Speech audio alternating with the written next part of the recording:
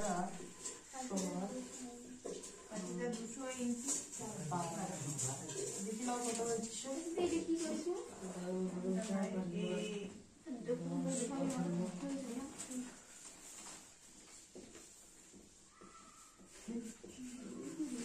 এই টাকাটি হচ্ছে 12 মাসের টাকা, মানে এটা 1 বছরের টাকা।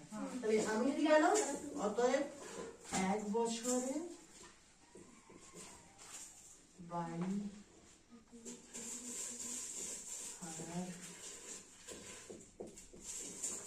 পরিমাণ হচ্ছে আমার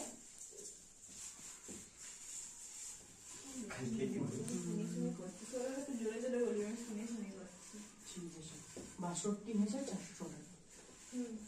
ঠিক আছে, আমি কি বের করবো?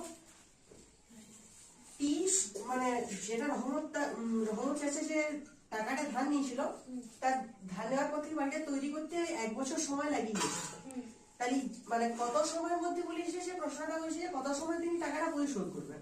তাহলে আমি ধরে নেব, মনে করি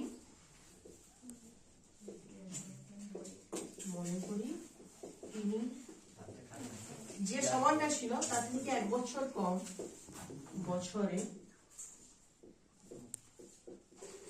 টাকাটি